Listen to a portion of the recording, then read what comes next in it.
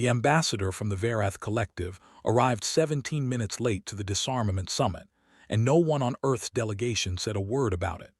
That was the first thing Consul Mediator Shen Varos noticed. Not the lateness itself. Delays happened, protocols shifted, transits miscalculated across 17 star systems. What unsettled her was the silence. The human delegation had been waiting in the antechamber for those 17 minutes, and not one of them had checked the time. Not one had shifted in their seat with visible irritation. They simply sat, hands folded or resting open on the table, watching the door, waiting, as though they had always known they would have to wait and had made peace with that knowledge long before they arrived. Shen Varos filed this observation in the back of her consciousness and told herself it meant nothing. She was wrong. The summit had been convened under Resolution 7 Omega of the Galactic Council, a document 14 years in the making, the result of 3 collapsed negotiations, 1 war of diplomatic attrition so sustained it had bankrupted 2 mid-tier civilizations, and a final, fragile consensus built on a single shared fear. Not of each other, of Earth. Of the small, wet, biologically improbable world in the Orion Arm that had, in the span of a single council century, developed weapons the Prathali Accord expressly prohibited, built delivery systems that circumvented every known interdiction grid, and then, most disturbingly, published detailed technical specifications for all of it in open, freely accessible archives, as though daring the galaxy to understand what they had made. Resolution 7 Omega was, at its heart, a polite ultimatum. Humanity would submit to full weapons inspection and subsequent dismantlement of all prohibited systems, or the Council would authorize collective enforcement. The document used the phrase cooperative transition 47 times. It used the word consequence only once in an appendix with 3 asterisks and no further elaboration. The humans had agreed to attend. That was, Shen Varos reflected now, where everyone made their first mistake. Her name was Dr. Lena Vasek, and she was not a soldier. She had never served in any military capacity, never fired a weapon, never even held a security clearance until 6 weeks ago when someone in the Earth Delegation office apparently decided that a theoretical physicist who specialized in systems collapse was exactly the right person to send to a summit where the future of human existence was being decided in a committee room aboard a station orbiting a brown dwarf. She had a coffee mug with her. Ceramic, chipped on one side, with a faded logo from a university that no longer existed. She set it on the table in front of her at the start of the summit and left it there for the next 11 hours, occasionally drinking from it, occasionally just wrapping both hands around it as though drawing warmth, watching the proceedings with an expression Shen Varos would later describe in her report as patient. The delegation lead was a man named Haruto Osai, and he was something else entirely. Tall in the way of someone who had stopped caring about appearing tall, quiet in the way of someone who had decided long ago that words were expensive and worth spending carefully. He wore no insignia, no formal diplomatic dress, nothing that indicated rank or role. When Varos asked him his title, he said, "Advisor." When she asked what he advised on, he looked at her for a moment before answering, "Continuation." She didn't know what that meant. She would spend the next 3 months learning. The first session was procedural. The Council's disarmament verification body, representatives from 11 civilizations, chaired by the Varath Collective's first speaker, laid out the terms of 7 Omega in careful, measured language. Every prohibited system would be identified, catalogued, and either destroyed or rendered permanently inoperable under Council oversight. Earth would retain defensive capabilities within the Prathali limits. All research programs exceeding those limits would be disclosed and terminated. The process would take approximately 4 Earth years. Haruto Os listened to all of it. He nodded occasionally. He wrote nothing down. At the end of the first session, the first speaker asked if the Earth delegation had questions or concerns. Osai said, "We have one concern." The Council representatives leaned forward collectively because this was the moment they had prepared for. Earth would protest the scope, they had decided. or the timeline, or the verification methodology. 11 civilizations had prepared 11 different sets of counterarguments. Osa said, "We want to make sure you understand what you're asking for." A pause. The first speaker said with deliberate patience, "We believe the terms are quite clear." Osa looked at him. "I don't mean the terms," he said. "I mean what you're asking for." Nobody in that room understood the difference yet. The sessions continued. Day 2 was technical, specifications, inventories, delivery system classifications. The Council's verification analysts were thorough and extremely competent, and they had done extensive preparatory work. They knew about the orbital platforms. They knew about the deep-bore installations on 3 of Earth's moons. They knew about the kinetic deterrent arrays, the EMP propagation systems, the layered interdiction networks, and the so-called Phoenix packages, automated response systems of a kind that no Council civilization had developed, because no Council civilization had ever found a reason to automate their own extinction as a defensive measure. What they did not know about, because Earth had not published it, was what Lena Vasic had been working on for the last 9 years in a facility that did not appear on any map, that drew power from a grid that did not appear on any public record, that was staffed by 43 people who had not communicated with anyone outside its walls since the project began. Vasic sat through the technical sessions and drank her coffee and said nothing. On the third day, something changed. The first speaker had been presenting the Council's verification timeline, a meticulous schedule phased over 48 months beginning with the orbital systems, when he noticed that the human delegation's junior attaché, a young woman named Priya who could not have been older than 26 standard years, was crying. Not dramatically, not in a way that interrupted anything. She was simply sitting at the table, listening, with tears moving slowly down her face, and she wasn't wiping them away. She wasn't looking at anyone. She was just crying quietly the way a person cries when they've been doing it for a long time and have stopped being surprised by it. The first speaker paused. He was not without empathy. The Varath collective valued emotional intelligence as a governance tool, but he had no protocol for this. He looked at Osa. Osa glanced at Priya, then back at the first speaker. "Please continue," he said. "Is your colleague distressed by the proceedings?" "She's fine," Osa said. Priya did not look fine, but the proceedings continued.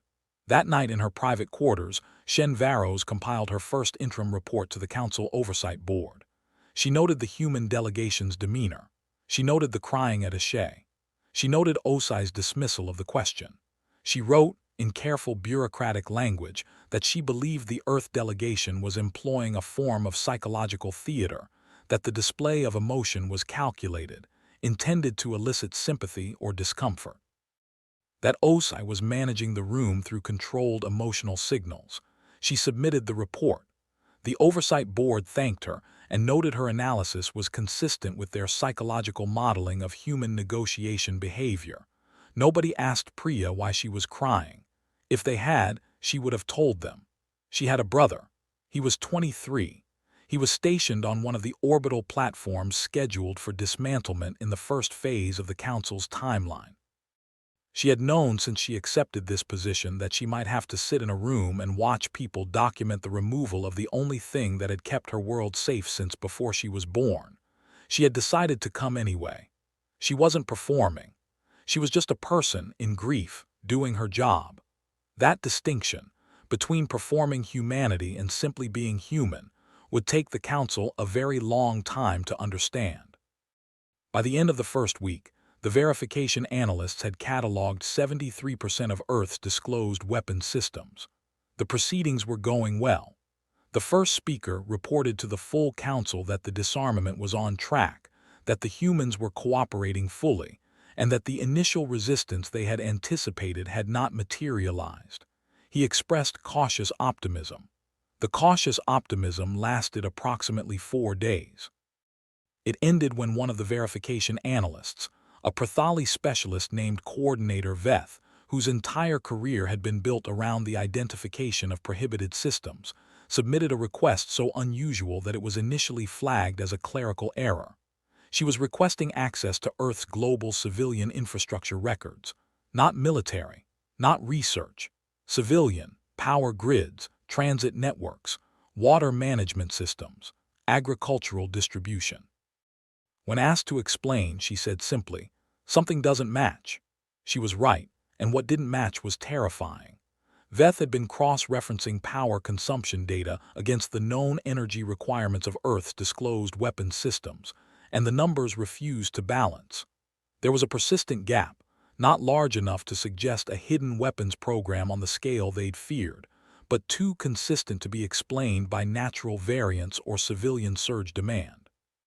Something on Earth was drawing power, a lot of power, regularly, continuously, from a distributed network of sources designed to make any single draw point look negligible.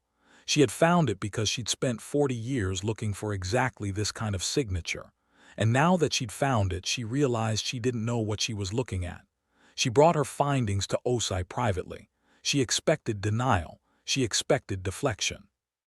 She expected the careful, measured pushback that had characterized every human response to scrutiny throughout the summit. Os listened to her complete analysis. He looked at the numbers. He was quiet for a long time. Then he said, "What would you like to know?" Veth said, "I want to know what's consuming this energy." Osa said, "I know, but I'm asking you, what do you want to know? Because the answer to what you're asking is going to change what you want." She didn't understand the distinction. She told him she wanted the answer to her question. He nodded slowly and said he would need to make a call. The call took 3 hours. Veth didn't know who Osa spoke to. The channel was encrypted and off record, but when he returned, something in his posture had changed. Not loosened, the opposite, as though he had picked up something heavy and was now choosing his steps carefully. He said, "We'll show you, but not here. You'll need to come to Earth." Veth brought this offer to the first speaker, who brought it to the Council Oversight Board, who deliberated for 6 days before deciding that accepting would be strategically disadvantageous because it placed verification personnel under Earth's physical jurisdiction. They declined. Osa did not seem surprised. He said, "All right." And then the summit continued, and the cataloging continued, and Vasek continued drinking her coffee and saying almost nothing. On the 22nd day, Vasek said something. She said it quietly to no one in particular while a council analyst was presenting the decommissioning sequence for Earth's primary interdiction array. She said, "That sequence won't work." The analyst stopped. The room became very quiet. The first speaker said, with deliberate calm, "I beg your pardon." Vasek looked up from the table. She had the expression of someone who had just realized they'd spoken aloud when they meant to think. She said, "The decommissioning sequence you're describing, it won't work, not the way you're sequencing it." The first speaker said, slowly, "The sequence was developed by a team of 47 specialists." "Yes," Vasek said. "I read the methodology. It assumes the array's secondary nodes are independent. They're not. If you decommission the primary before isolating the secondaries, you'll trigger a cascading diagnostic loop, and the array will interpret the power drop as a hostile action and go to autonomous defense posture." A pause. "It'll be active for about 6 minutes before the failsafe catches it. That's enough time for some significant damage to the station." A very long silence. The first speaker said, "Are you saying the array would fire on the station during the decommissioning process?" "Only if you use that sequence," Vasek said. She went back to her coffee. The council analyst spent 19 hours verifying her claim. She was correct. The sequence was redesigned. 3 separate systems were reviewed for similar vulnerabilities, and 2 of them were found to have the same problem. Nobody asked her how she knew. They assumed she was a technical expert included in the delegation for exactly this purpose. They adjusted their assessment of her role accordingly and moved on. They did not ask the obvious question.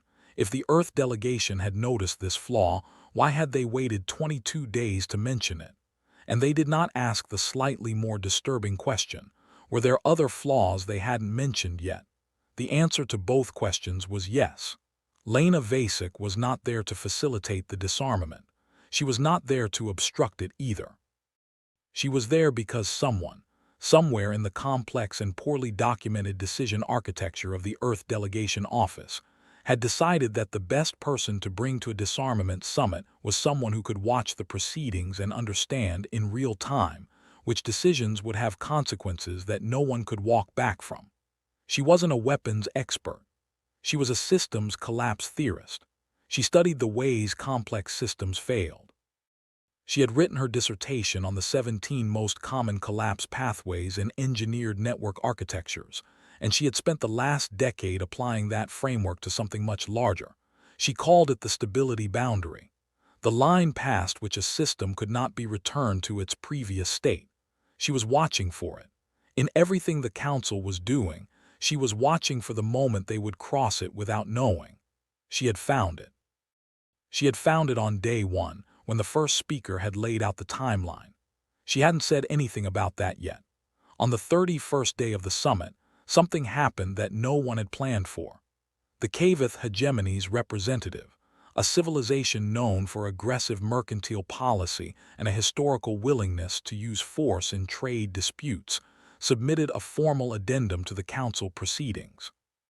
It proposed that in addition to the current disarmament terms, Earth should submit to a permanent inspection regime, ongoing, unannounced, with full access to any facility the council designated, indefinitely.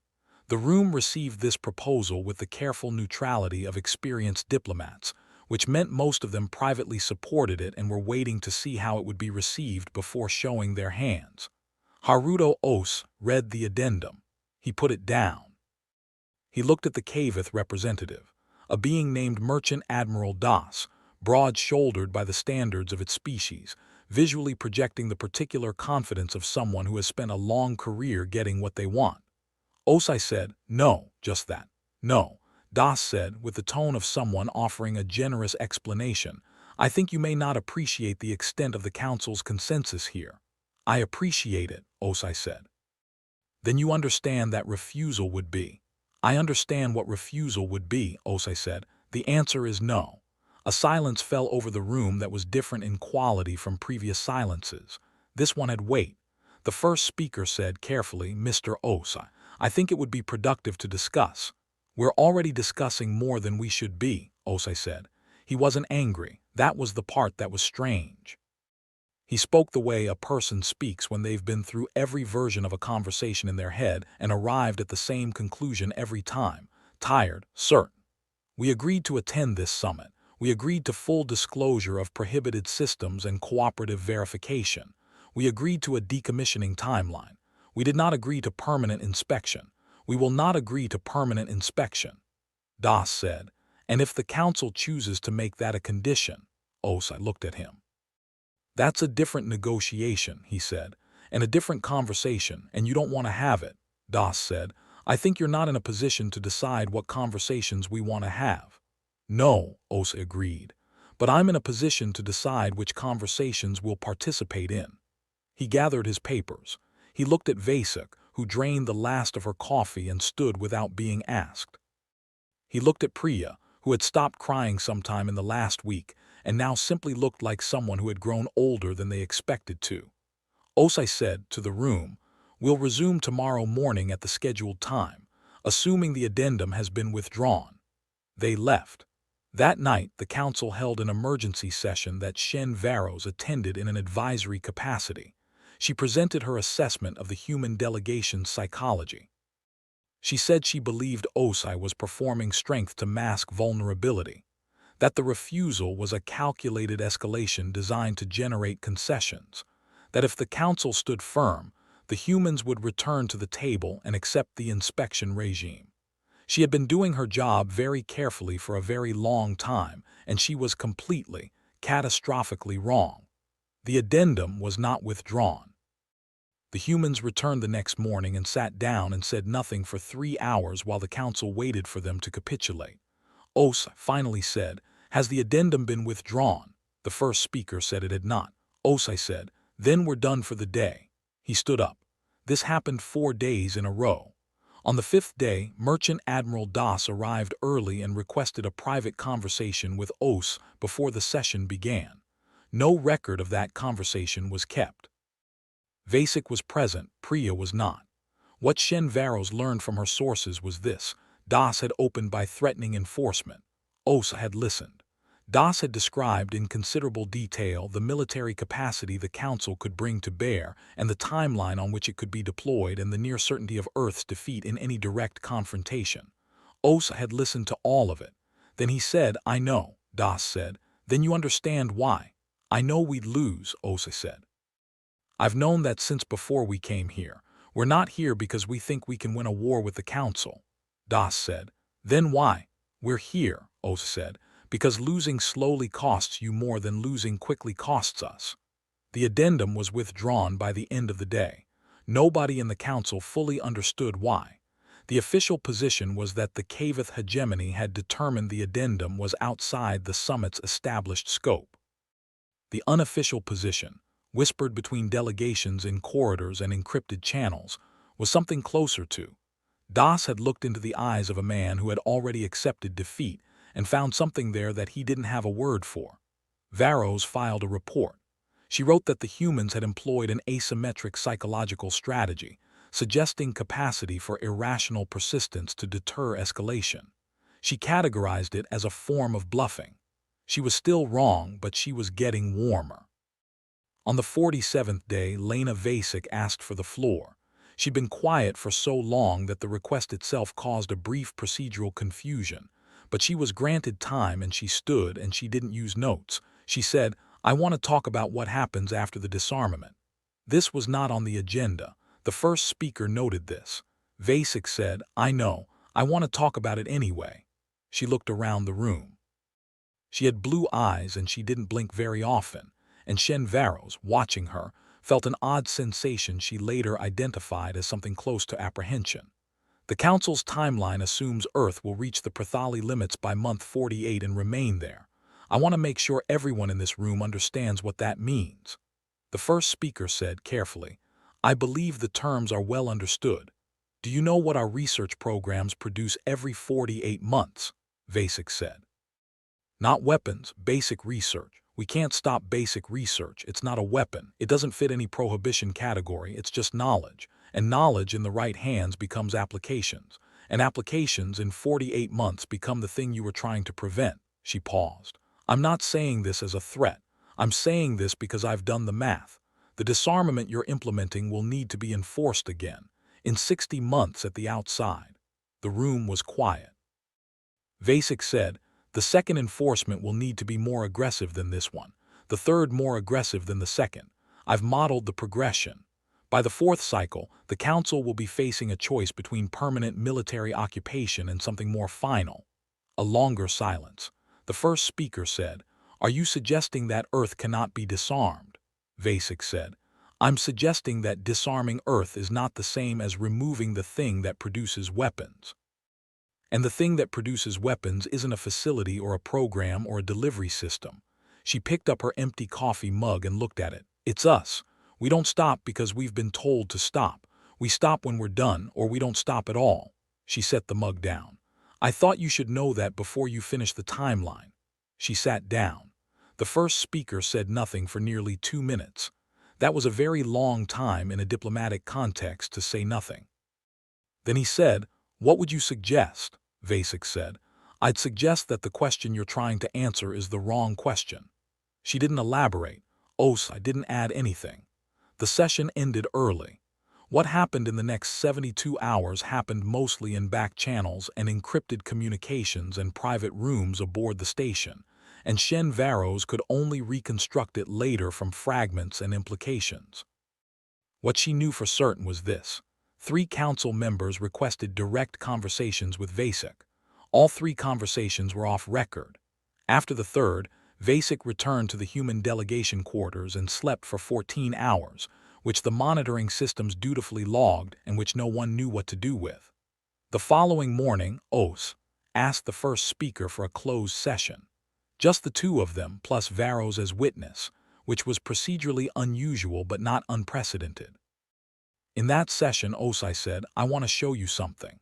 He placed a data tablet on the table. He slid it across. The first speaker looked at it. The first speaker said, "What is this?" Osai said, "The thing Coordinator Veth wanted to see. The thing you declined to inspect." Varos leaned forward. The display was dense, technical schematics, data flows, mathematical notation she didn't have the background to interpret, but she could read the scale. The scope of whatever was represented on that tablet was not small. The first speaker said slowly, This is not a weapons system. No, Osei said. Then what is it? Osei said. It's the reason we agreed to come to this summit. The first speaker looked up. I don't understand. I know, Osei said. That's why I'm showing you. He folded his hands on the table. For the last 9 years, we've been building something, not a weapon, something you don't have a category for. You've been trying to disarm us under the assumption that our deterrent is our weapons, but our weapons were never the deterrent. He paused. They were the decoy. The silence that followed was different from all previous silences. It had a new quality, like the moment before an echo when the sound has already left your mouth and you're waiting to hear what the world does with it. Varros said before she could stop herself, Then what's the deterrent? Osei looked at her. He looked at the first speaker. He said, What do you know about systems that cannot be de-escalated once started? Vasik's voice came from the doorway. She had, apparently, been standing there for some time. He means dead man's switches, she said, walking in and sitting down without invitation. But not the kind you're thinking of. She pulled the tablet toward her and turned it so Varros could see it more clearly. A traditional dead man switch fires when you're dead. Ours fires when we stop believing we have a future. Varros said, That's not a technical. No, Vasik said. It's not. She met Varros's eyes. We've been measuring something for 9 years across every human being on Earth and in our colonies and on our ships and outposts. A distributed network, that's what you were seeing in the power consumption data, measuring a specific set of psychological and physiological signals. Aggregated, anonymized, processed in real time. She tapped the tablet. We call it the threshold index. It measures the collective human psychological state relative to perceived existential threat, and we have built a system that watches that index continuously and activates if it crosses a certain point. The first speaker said, Activates what? Vasik said, The published technical specifications. Another silence. Varros said very slowly, The specifications you published openly, years ago. Yes, Vasik said. You published them so that anyone could build them, Vasik said. Yes. We published them so that anyone with sufficient capability could build what we built and point it in any direction they chose. We published them because publication was the deterrent, not deployment, not threat. The knowledge itself, freely available, unable to be unpublished, held by anyone who wanted it. She looked at Varros steadily. You can disarm every facility on Earth. You can decommission every system, every platform, every installation on the timeline. And the specifications will still be in the archive, and the archive is distributed across, she paused, well, quite a lot of places. The first speaker said quietly, The weapons are a decoy. The weapons were always a decoy, Osei said. The deterrent is the knowledge, and the knowledge is already everywhere, and the trigger is the one thing you cannot remove without removing us entirely. He looked at the first speaker very directly. Which is why I said at the beginning that I wanted to make sure you understood what you were asking for. What followed was not a collapse of the summit. That would have been too dramatic, too final, too clean. What followed was something more like the slow unwinding of a certainty, the gradual, reluctant process of an institution realizing that the map it had been using to navigate was not a map of the territory it was actually in. The Council did not withdraw Resolution 7 Omega. They could not politically. Too much had been invested, too many commitments made, too many member civilizations watching for any sign of weakness. The disarmament proceeded. Systems were cataloged and decommissioned on schedule. Osei and his delegation cooperated fully and without incident, but something had changed in the room, in the quality of attention the Council paid to the human delegation. In the way the first speaker spoke to Osei, which became, over the remaining weeks, less the careful patience of a powerful institution humoring a lesser one, and more the particular caution of someone who has realized, somewhat too late, that they are in a conversation they do not fully understand the rules of. Varros filed 17 more reports in the following months. Each one was more uncertain than the last. She kept returning to the question she couldn't answer. If the weapons were the decoy, what was the true deterrent actually tied to? The threshold index, this aggregate measure of human psychological state, what did it actually activate? She went back to the specifications. The ones Earth had published years ago that she had dismissed at the time as a strange piece of transparency, somewhat arrogant, somewhat naive. She read them more carefully. She called in specialists, 3 of them. She asked them without context to analyze the specifications and tell her what they described. The first specialist said it was a theoretical framework for a distributed autonomous system. The second specialist said it looked like a trigger architecture without a specified payload. The third specialist, the one who had spent her career thinking about information warfare, was quiet for a very long time after reading. Then she said, "This isn't a weapons specification." Varros said, "Then what is it?" "It's a template," the specialist said, "for building the threshold index, the monitoring system, the thing that watches them." She looked up. "They didn't publish weapons plans. They published the instructions for building the thing that decides when the weapons become necessary." She paused. "And they gave it to everyone." Varros felt the cold settle into the back of her thoughts, slow and irrevocable. "Why would they? Because if anyone can build the monitoring system," the specialist said slowly, "then anyone can build a version that watches their own population and calibrate their own threshold and connect it to whatever response they have." She put the tablet down carefully. "They didn't publish a weapon. They published a doctrine and they gave it away for free to anyone who wanted it." Another pause. "The question is, how many did?" Varros sent an urgent message to Osa that night. It was brief. It said how many civilizations have implemented the framework. The reply came 11 hours later. It was also brief. It said, "We don't know. We stopped counting." The final session of the summit was procedural. Signatures, certifications, a formal statement from the first speaker congratulating all parties on a successful process. Standard language, standard gestures. Varros sat in the back and watched Osai accept the document representing the completion of Earth's cooperative disarmament, and she watched his face and she couldn't read it. At the reception afterward, a necessary social performance, these things always ended with receptions. She found herself standing next to Vasek. She had never spoken to her informally. She wasn't sure she knew how to begin. Vasek saved her the trouble. She said without preamble, "You've figured out most of it." Varros said, "I've figured out enough to know I haven't figured out most of it." Vasek smiled. It was a tired smile, the kind that comes from having had the same realization arrive at different times in different people and watching it happen again. "That's more than most," she said. Varros said, "The threshold index, the trigger. I need to know, what does it actually activate?" Vasek looked at her empty cup. She had run out of coffee 3 hours ago. "Assuming it activates something specific," she said. "Doesn't it?" "No," Vasek said. "That's not how we think about these things." She glanced toward the windows, the station's observation deck, the brown dwarf outside, enormous and sullen and permanently inadequate for ignition. "Think about it this way. If someone pushes you into a corner, you fight. You don't plan in advance exactly what you'll do in the corner. You just fight with whatever you have, whatever you can reach, whatever you can improvise." Varros said, "But the specifications, the published framework, is a monitoring system," Vasek said. "It watches the threshold. If the threshold is crossed, if enough humans collectively cross the psychological line where continuation feels impossible, the system activates." She paused. "What it activates is not predetermined. It aggregates current capability, current resources, current options, and it issues an alert to everyone, every human, everywhere, simultaneously." She looked at Varros steadily. "And then we decide."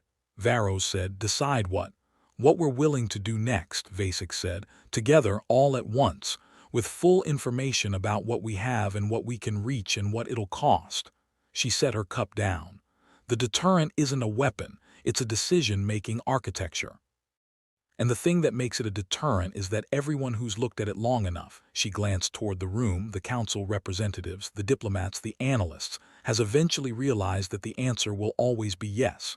Varros said, "Yes to what?" "To continuing," Vasek said, "regardless of cost." She picked up her empty cup and looked at it for a moment. "We have a history, thousands of years of it. And there's a pattern if you look. We don't stop. Not when it's hard. Not when it's hopeless. Not when every rational calculation says stop." She put the cup down gently. "We stop when we're done, and we define done very narrowly." She walked away. Vero stood there for a long time, long enough that the reception ended around her and the lights dimmed to maintenance level, and she was one of the last people in the room. She was thinking about the published specifications, about the framework that any civilization could download and build, about the number of civilizations that might have done so, about the monitoring systems that might now be running across dozens of worlds, watching dozens of populations, each one calibrated to its own threshold, each one connected to whatever response that civilization had available. She was thinking about the fact that Earth had done this on purpose, had published it on purpose, had given the doctrine away freely to anyone who wanted it, had seeded it across the galaxy the way you seed a field, not knowing exactly what will grow, but knowing that some of it will. She was thinking about what Vasek had said. The answer will always be yes. And she was thinking, slowly and with the peculiar horror of a realization that keeps growing the more clearly you see it, about the fact that the Council had just successfully disarmed Earth, had decommissioned the systems, dismantled the platforms, terminated the prohibited programs, and completed the timeline on schedule, had done exactly what Resolution 7 Omega required, and Earth had cooperated, fully, without incident, and the threshold index was still running, and the specifications were still published, and the framework was still available to anyone who wanted it. And somewhere in the distributed noise of 43 human beings in an unlisted facility drawing power from an unlisted grid, something was still watching. And Varos realized, standing in the dim light of an empty reception hall orbiting a star too small to burn, that the disarmament had done exactly what the humans had expected it to do. It had demonstrated in formal, certified, documented galactic record terms that humanity would cooperate, would comply, would follow the rules, would sit across a table for 63 days and listen and negotiate and sign, and had demonstrated simultaneously in every implication of every conversation and every choice and every quiet, patient, cost-counted refusal that cooperation was not the same as submission, and that what the Council had taken was not the thing that mattered, and that the thing that mattered could not be taken, because it was not in any facility on any planet in any jurisdiction of any Council resolution. It was distributed and anonymous and watching and waiting, and connected to a species that had been doing this, enduring, adapting, calculating sacrifice and choosing continuation, for so long and through so much that they had stopped experiencing it as exceptional. They had systematized it. They had made it mathematical. They had turned the thing that every other civilization eventually lost, the willingness to continue past the point of rational hope, into infrastructure. They had weaponized not their technology but their nature, and they had given the blueprint away. And somewhere in the galaxy, on worlds that Varos could not name and might never learn of, other species had downloaded that framework and built their own versions and calibrated their own thresholds and connected them to whatever they had, and were watching their own populations, and waiting to see if they too could find in themselves the particular irrational durability that humanity had apparently found so long ago it no longer remembered not having it. The last lights in the reception hall went to standby. Shen Varos stood in the near dark and felt the shape of what had happened, really happened in that room over 63 days, settle into her understanding. The disarmament was complete. Earth was by every certified measure within Council limits, and the galaxy would never be the same, not because of anything Earth had built or threatened or deployed, but because of what Earth had quietly, patiently, across 63 days of coffee and silence and grief and one small unanswered question after another, taught the galaxy to be afraid of. Not humanity's weapons, humanity's answer, the one that was always yes, the one that had no floor.